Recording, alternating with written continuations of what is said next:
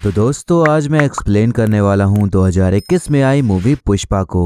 इसकी IMDb rating है 7.9 out of 10 जो कि मूवी के हिसाब से सही ही है। मैं मूवी को एक्सप्लेन करूंगा, लेकिन उससे पहले अगर आप हमारे चैनल पर नए हैं तो नीचे लाल कलर से लिखे सब्सक्राइब को दबाकर ग्रे कर दें। इससे आप हमारे चैनल से जुड़ जाएंगे और आने वाली वीडियोस को देख पाएंगे। और जिन्होंने सब्सक्राइब करा हुआ है उनका बहुत बहुत शुक्रिया। आप लोग ऐसे ही चैनल से जुड़े रहिए, मैं आपके लिए वीडियोस लाता रहूंगा। मूवी की शुरुआत में हमें एक गिटार के बारे में बताया जाता है जो कि जापान में लोग शादी में गिफ्ट के तौर पर दिया करते थे। ये गिटार भारतीय रुपए के हिसाब से 8 लाख का मिलता था, क्योंकि ये लाल चंदन की लकड़ी से बनता था। और ये लाल चंदन की लकड़ी भारत के सिर्फ शेषाचलम शहर के जंगलों में ही पाई जाती थी, तो ये एक तरह का सोना ही मानी जाती थी। इसे भारत से तस्करी करके चाइना और जापान में भेजा जाता था और इसे काटना या बेचना गैर कानूनी था, इसीलिए काफी रिस्की काम था। लेकिन इस गलत काम को करने वाले लोगों का ये मानना था कि जहाँ कानून होता है वहीं तो क्राइम होता है। अब इसके बाद हम एक आदमी को देखते हैं जो कि लाल चंदन की लकड़ी से भरा ट्रक तस्करी करके ले जा रहा होता है, लेकिन पुलिस वालों ने उसे रोक लिया होता है। आदमी पुलिस को घूस देने के लिए 5,000 कीमत बताता है, लेकिन पुलिस नहीं मानती। आदमी ऐसे ही कीमत बढ़ाते हुए 1 लाख पहुंच जाता है और उसी बीच वो पुलिस वालों से हाथापाई भी कर रहा होता है। पुलिस वाले उसे पकड़ लेते हैं। तब वो कहता है कि 1 लाख सभी के लिए नहीं, बल्कि 1 लाख हर किसी को मिलेगा। ये सुनने के बाद पुलिस वाले अपनी सारी जिम्मेदारियां भूलकर पैसों के लालच में उसे छोड़ देते हैं। तब एक पुलिस वाला उस आदमी का नाम पूछता है, तो आदमी बताता है कि मेरा नाम पुष्पा है, लेकिन नाम याद मत रखना। पुष्पा दिहाड़ी मजदूरी का काम करता था और कहीं भी किसी भी फैक्ट्री में काम मिले वहीं पर लग जाता था। एक दिन ऐसे ही पुष्पा फैक्ट्री के बाहर मस्त आराम से कुर्सी में बैठे चाय पी रहा होता है, जैसे कि कोई महाराजा हो। तभी वहां पर फैक्ट्री का मालिक आता है और उसे देखते ही चिढ़ सा जाता है, क्योंकि वो बैठा ही ऐसा था जैसे कि फैक्ट्री उसकी हो। मालिक को उसका रवैया पसंद नहीं आता, तो वो अपने एक वर्कर को उसे समझाने के लिए भेजता है। पुष्पा अपने ही ऐट में रहता था, तो वो उसकी एक भी नहीं सुनता, बल्कि नौकरी ही छोड़कर निकल जाता है। पुष्पा का नेचर कुछ ऐसा ही था, वो किसी की भी नहीं सुनता था और न ही किसी के आगे झुकता था, बस अपने मन की ही करता था। अब एक दिन पुष्पा मजदूरी करने के लिए वहाँ बैठा होता है जहाँ से सब मजदूर काम के लिए जाते थे।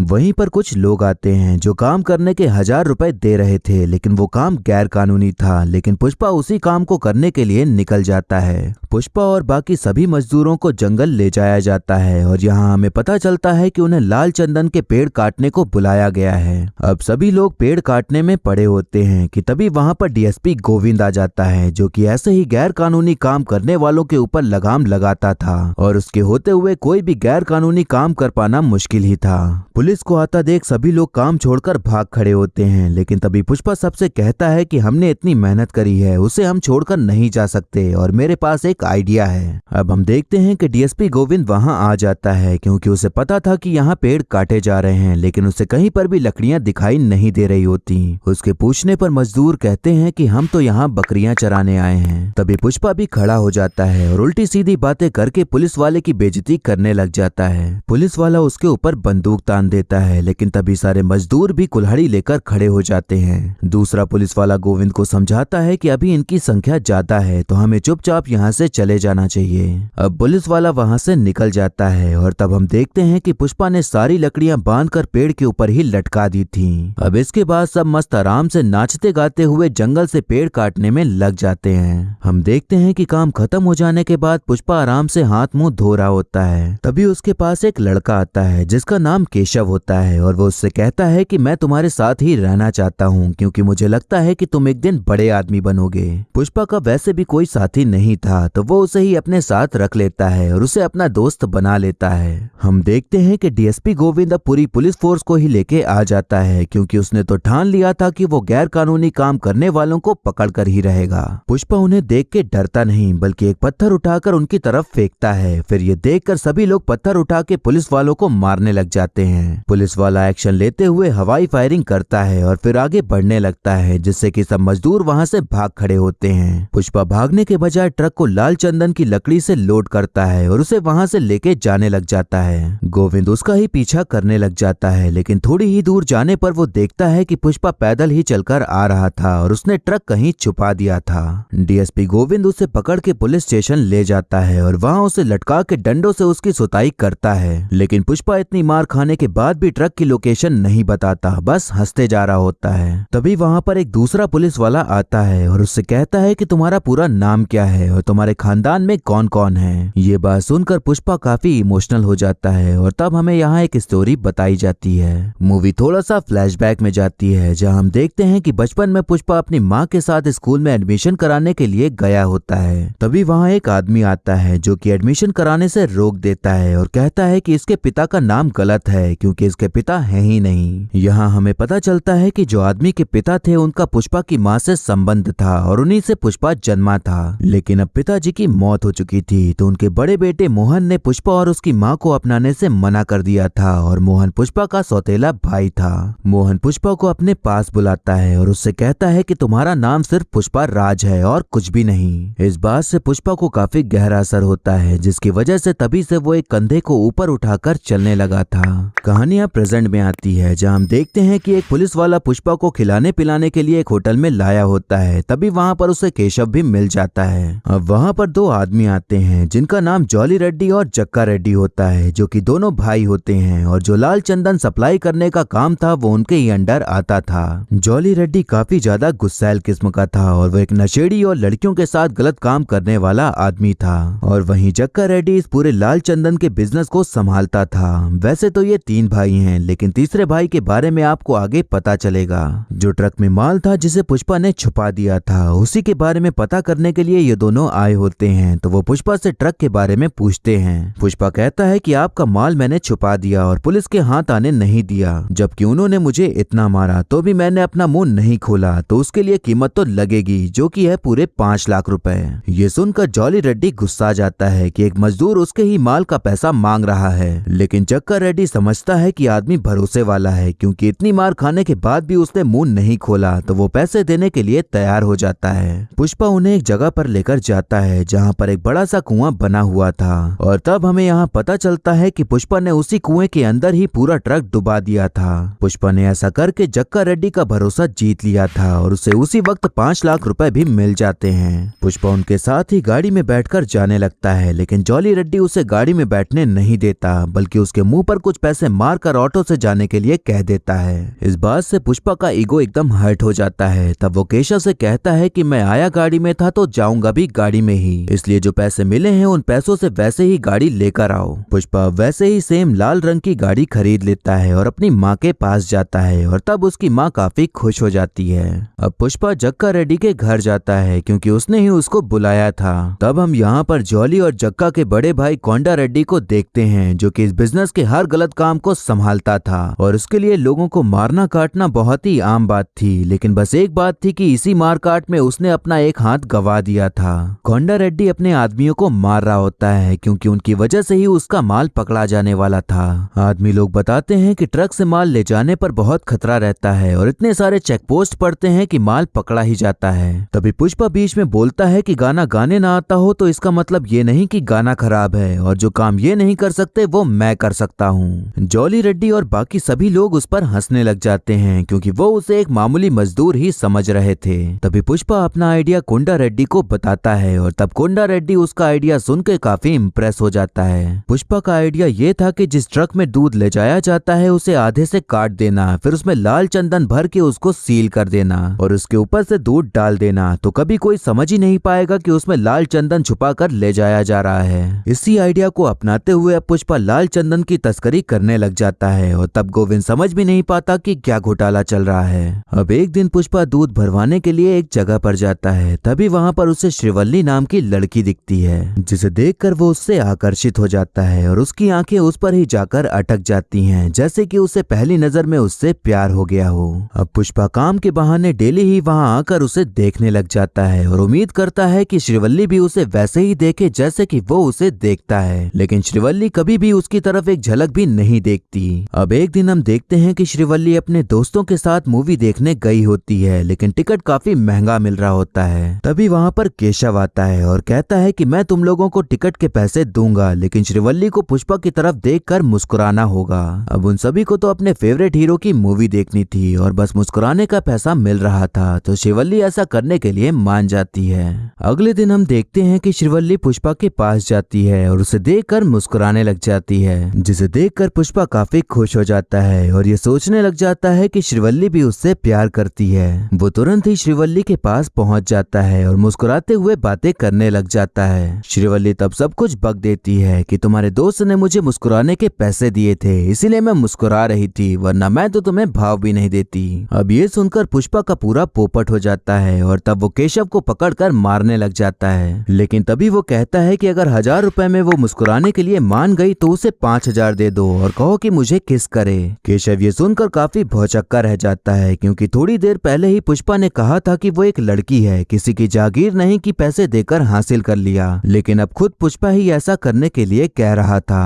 अब हम देखते हैं कि डीएसपी गोविंद दूध के नीचे लाल चंदन छुपा कर ले जाने वाली तरकीब को पकड़ लेता है और तब वो 2 आदमियों को धर दबोचता है। दोनों आदमी काफी डर जाते हैं और बोल देते हैं कि ये सब पुष्पा का ही आइडिया था। गोविंद कहता है कि मैं तुम्हें छोड़ दूंगा, लेकिन उसके लिए तुम्हें मेरे खबरी का काम करना होगा और सारा माल कहाँ जाता है कहाँ आता है सब बताना होगा और उसके लिए तुम्हें 50 लाख मिलेगा। पैसों के लालच के चक्कर में दोनों लोग खबरी बनने को मान जाते हैं। अब हम देखते हैं कि श्रीवल्ली 5000 में पुष्पा को किस करने के लिए मान गई थी, तो वो पुष्पा के पास आती है। फिर दोनों लोग किस करने के लिए अपनी पोजीशन ले लेते हैं। तभी श्रीवल्ली रोने लग जाती है और कहती है कि मुझे बिल्कुल भी करने का मन नहीं है, लेकिन मेरे दोस्तों ने पैसों के चक्कर में मुझे भेज दिया, लेकिन मैं अपनी पहली किस अपने पति को ही देना चाहती हूँ। श्रीवल्ली अब जोर जोर से रोने लग जाती है और तब उसकी दोस्त उसे वहाँ से लेकर चली जाती है। पुष्पा कहता है कि मैंने उसे पैसे दिए हैं तो मैं उससे किस लेकर रहूंगा, फिर चाहे उसके लिए मुझे उसका पति ही बनना पड़े। अब हम एक आदमी को देखते हैं जिसका नाम मंगल शीनू होता है और यही मेन आदमी था जिसको सब लोग माल बेचते थे और फिर मंगल शीनू लाल चंदन को बाकी बड़े सप्लायर्स को बेचता था। मंगल शीनू अपने काम के लिए कुछ भी कर सकता था और अगर कोई उसे धोखा दे तो उसे मौत के घाट उतार देता था। मंगल शीनू कोंडा रेड्डी के पास आता है और अपना सारा माल उसको छुपा कर रखने को कह देता है, क्योंकि उसे शक था कि शायद पुलिस उसके माल को ढूंढ रही है। कोंडा रेड्डी पूरा माल अपने खुफिया अड्डे पर रखने के लिए मान जाता है, क्योंकि कोंडा रेड्डी मंगल शीनू को ही अपना माल बेचता था, इसलिए उससे अच्छे संबंध बनाए रखना ही जरूरी था। वहीं पर हम एक आदमी को देखते हैं जिसका नाम मोरगलिस होता है और वो मंगल शीनू का साला होता है, जो कि मंगल शीनू के लिए मार काट का काम करता था।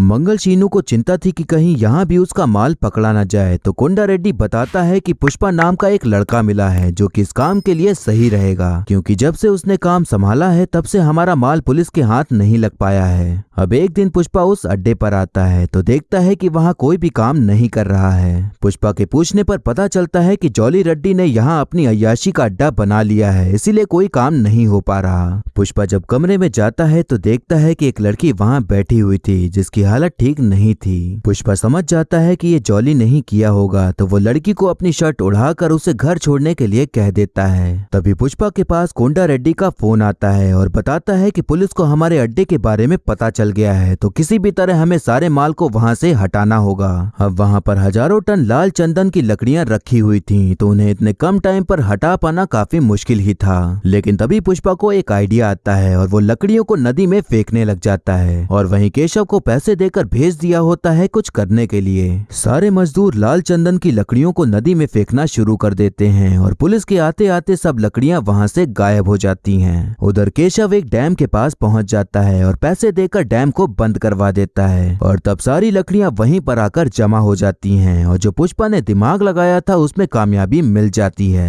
डीएसपी गोविंद को वहां पर लकड़ी का एक टुकड़ा भी नहीं मिलता, जिस बात से उसके गुस्से का पारा चढ़ जाता है और पुष्पा से कहता है कि तुम्हें अंदाजा भी नहीं है कि तुम क्या कर रहे हो और तुम तो जानवर से भी बदतर हो। पुष्पा कहता है कि इस दुनिया से बदतर कुछ भी नहीं है। इस दुनिया ने आपके हाथ में पिस्तौल दी है और मेरे हाथ में कुल्हाड़ी और हम सब अपनी लड़ाई लड़ रहे हैं। गोविंद कहता है कि आज भले ही तू जीत का जश्न मना ले, लेकिन आने वाले समय में तू हार का मातम ही मनाएगा। और इतना कहने के बाद वो वहाँ से चला जाता है। पुष्पा ने जो करोड़ों का माल पुलिस से बचाया था उसके लिए वो सबका हीरो बन गया था, तो उसी के खुशी में मंगल शीनू एक पार्टी रखता है जहाँ पर सभी बड़े गुंडे और मंत्री आए होते हैं। वहाँ हम देखते हैं कि 2 आदमी एक दूसरे से बात कर रहे होते हैं कि मंगल शीनू माल को 1 करोड़ में बेचता है और बाकी सबको 25 लाख ही देता है, तो इस तरह से सारे पैसे वो अपने पास ही रख रहा है। ये सारी बात पुष्पा सुन लेता है तो वो कोंडा रेड्डी को जाकर बताता है और कहता है कि हमें और ज्यादा पैसे की डिमांड करनी चाहिए। कोंडा रेड्डी कहता है कि हम ऐसे ही पैसे बढ़ाने की बात नहीं कर सकते, वरना उसे बुरा लग गया तो हमारे रास्ते लग जाएंगे, लेकिन तुम जाकर उससे बात कर सकते हो और अगर वो मान गया तो आधा हिस्सा तुम्हारा हुआ। पुष्पा उस टाइम कोई भी एक्शन नहीं लेता और उस बात को टाल देता है क्योंकि उस समय वो भी कोई रिस्क नहीं लेना चाहता था। उसी पार्टी में श्रीवल्ली के पिता भी आए होते हैं क्योंकि वो कोंडा रेड्डी के साथ ही काम करते थे।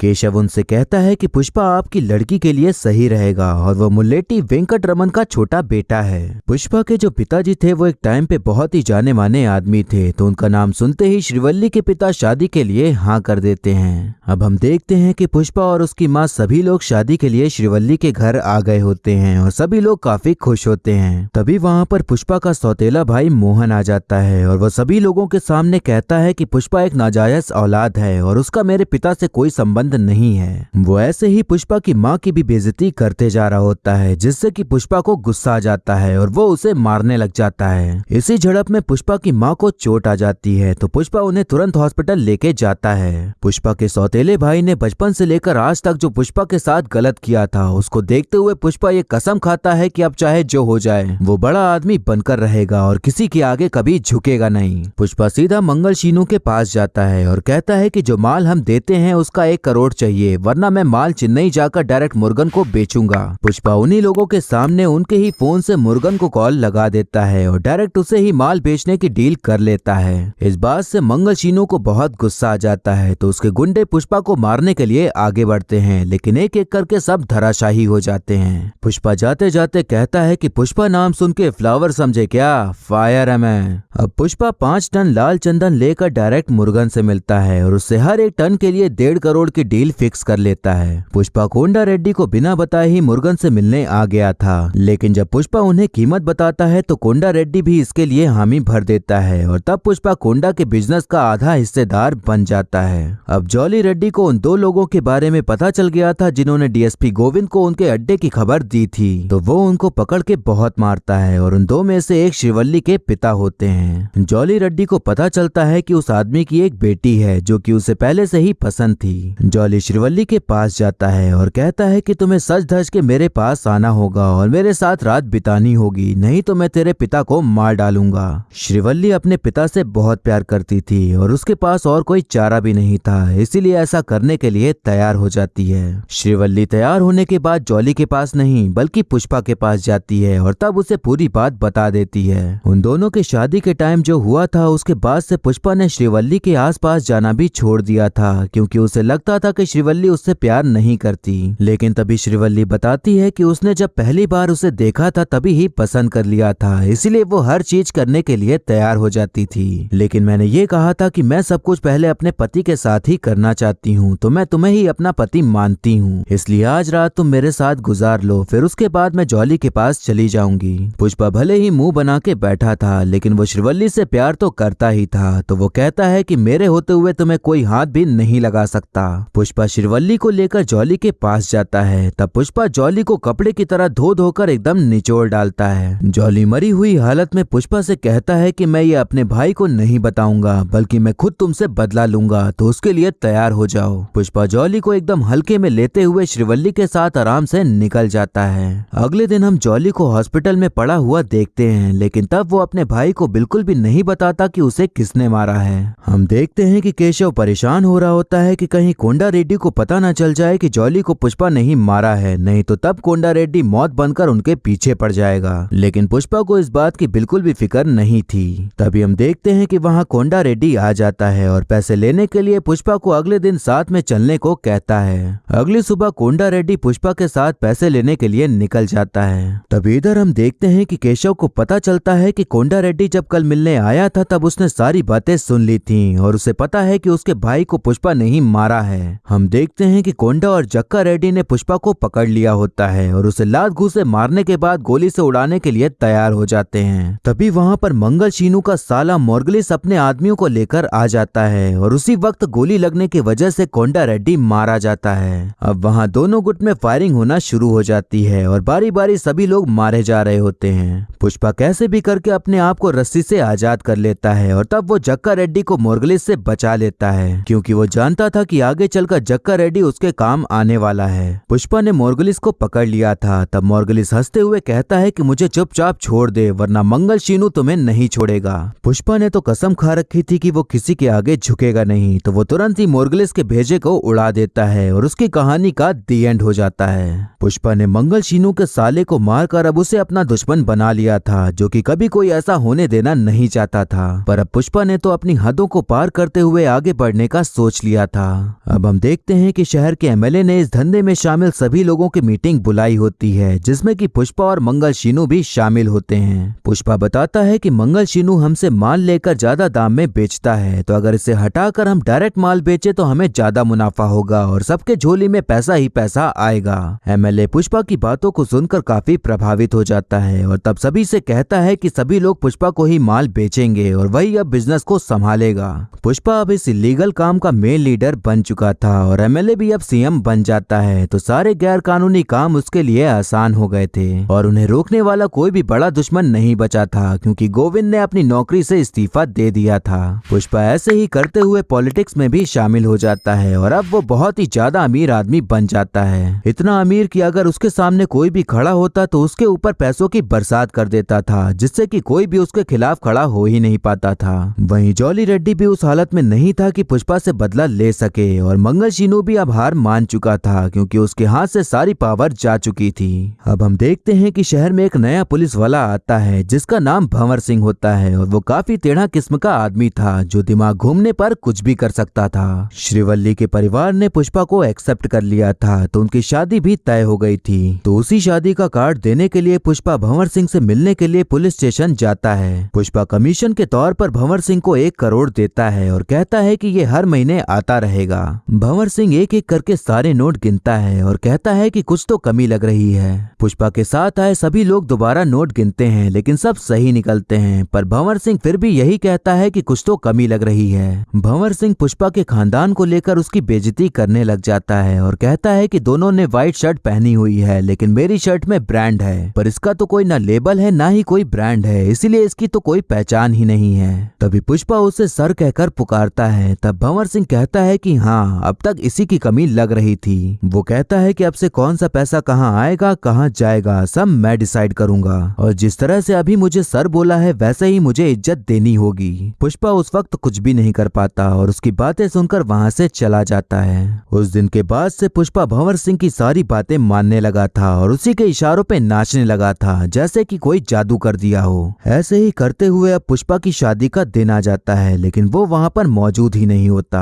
हम देखते हैं कि पुष्पा और भंवर सिंह एकदम जय वीरू की तरह मस्त पार्टी करते हुए एंजॉय कर रहे होते हैं। पुष्पा कहता है कि आपको पता था कि मेरा कोई खानदान नहीं है और न ही मेरा बाप है, तब भी आपने उस दिन मेरी बेइज्जती की और मेरी माँ को बेइज्जत किया। पुष्पा भंवर सिंह की बंदूक लेकर अपने हाथ पे ही गोली मार लेता है और कहता है कि ये जो खून बह रहा है वो मेरे पिता का है और ये मुझसे कोई भी छीन नहीं सकता और ये खून ही मेरा ब्रांड है। पुष्पा बंदूक के दम पर भंवर सिंह के सारे कपड़े उतरवा देता है और फिर अपने कपड़े भी उतार देता है। पुष्पा कहता है कि अगर मैं ऐसी हालत में भी कहीं जाऊं तो भी लोग मुझे पुष्पा राज ही बोलेंगे, लेकिन अगर तू ऐसे बिना वर्दी के निकल गया तो एक कुत्ता भी तेरी इज्जत नहीं करेगा। ब्रांड का ठप्पा आदमी के कपड़ों में नहीं होता बल्कि कैरेक्टर में होता है। पुष्पा जाते जाते कहता है कि जो माल जहाँ जाना होगा जाएगा और जो पैसा आना होगा आएगा, लेकिन अब एक फूटी कौड़ी तुम्हें नहीं मिलेगी और अब तेरे पास बस नकली इज्जत बचेगी और बाकी सब कुछ मैं छीन लूंगा। पुष्पा अब उसी हालत में शादी के मंडप में पहुंच जाता है। तब वहां मौजूद सभी लोग उसे ऐसी हालत में देखकर हैरान हो जाते हैं। श्रीवल्ली उसकी हालत देखकर सवाल करती है कि आखिर वो गया कहाँ था। पुष्पा कहता है कि पुष्पा को किसी ने फ्लावर समझ लिया था, तो उसे समझाने गया था कि पुष्पा फायर है। उधर भंवर सिंह अब पूरी तरह से पुष्पा को खत्म करने के लिए पागल सा हो चुका था और इधर पुष्पा भी भंवर सिंह से टक्कर लेने के लिए तैयार था और इसी के साथ मूवी यहीं पर खत्म हो जाती है।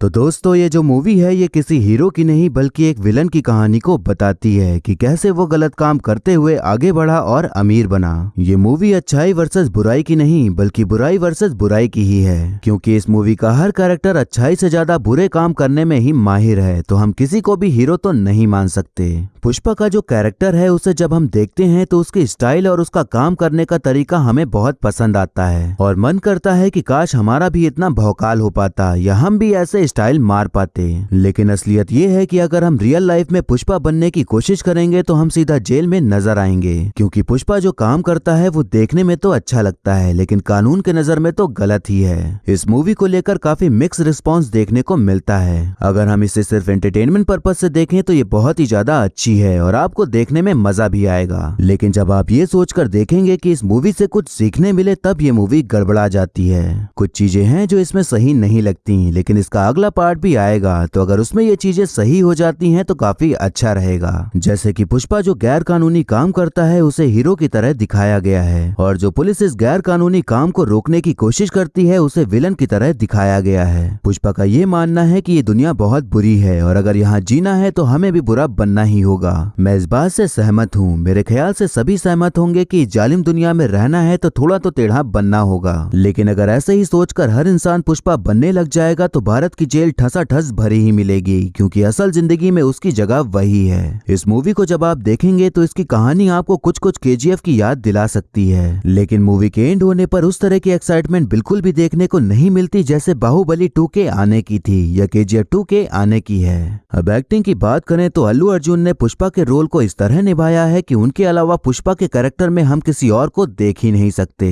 उन्होंने खुद को पुष्पा के रोल में इस कदर ढाला है कि हम एक टाइम पर भूल ही जाते हैं कि हम अल्लू अर्जुन को देख रहे हैं, बल्कि ऐसा ही लगता है कि हम किसी पुष्पा नाम के आदमी की ही कहानी देख रहे हैं। और यही सब चीजें बताती हैं कि वो कितने अच्छे कलाकार हैं और उन्होंने इस फिल्म के लिए कितनी मेहनत की है। रश्मिका ने जो श्रीवल्ली का कैरेक्टर निभाया है वो हमें सही ही देखने को मिलता है। हालांकि श्रीवल्ली के कैरेक्टर को कोई बहुत इंपॉर्टेंस नहीं दी गई है, बल्कि जिस तरह हम ज्यादातर मूवीज में देखते आ रहे हैं वैसे ही श्रीवल्ली को प्रेमिका के कैरेक्टर में सीमित कर दिया गया है। बाकी मुझे मंगल शीनू यानी सुनील की एक्टिंग काफी अच्छी लगी, क्योंकि उन्हें ज्यादातर कॉमेडी करते हुए ही देखा गया है। पर इस फिल्म में जिस तरह से उन्होंने विलन का रोल निभाया है वो काफी काबिले तारीफ है। वहीं पुष्पा के दोस्त केशव के किरदार को निभाने वाले जगदीश ने भी काफी अच्छी एक्टिंग करी है। और मूवी के आखिरी 25 मिनट में फहद फाजिल यानी भंवर सिंह की एंट्री होना हमें यही बताता है कि सेकंड पार्ट में उनका मेन रोल होने वाला है। भले ही इस पार्ट में उनको कम टाइम मिला, लेकिन उम्मीद है कि अगले पार्ट में वो कई लोगों को अपने भंवर में फंसाने वाले हैं। और जो लोग एक्टिंग को समझते हैं वो अच्छे से जानते हैं कि फहद फाजिल कितने मंझे हुए कलाकार हैं। वहीं बाकी जितने भी कलाकार हैं उन्होंने अपने किरदार को अच्छे से निभाने की पूरी कोशिश करते हुए अपने कैरेक्टर को सही ही निभाया है। मुझे मूवी के गाने काफी अच्छे लगे और सुनने में काफी मजा आती है और मुझे लगता है कि मूवी को हिट कराने के पीछे अल्लू अर्जुन और मूवी के गानों का बड़ा हाथ है। एट लास्ट बस मैं यही कहूंगा कि अगर आपको एक्शन और मारधाड़ पसंद है तो ये मूवी आपको बेहद पसंद आएगी। ओवरऑल ये काफी सही मूवी है, लेकिन अगर आप थोड़ा डिटेल में जाएंगे तो फिल्म में काफी खामियां देखने को मिल सकती हैं, तो इसे बस एंटरटेनमेंट के लिए देखा जा सकता है। इस मूवी को अगर आप देखना चाहते हैं तो इसे Amazon प्राइम पर देख सकते हैं और ये वन टाइम वॉच मूवी तो है ही। तो ये था एक्सप्लेनेशन पुष्पा मूवी का। आपको मूवी और मेरा एक्सप्लेन करना कैसा लगा ये कमेंट करके जरूर बताइएगा।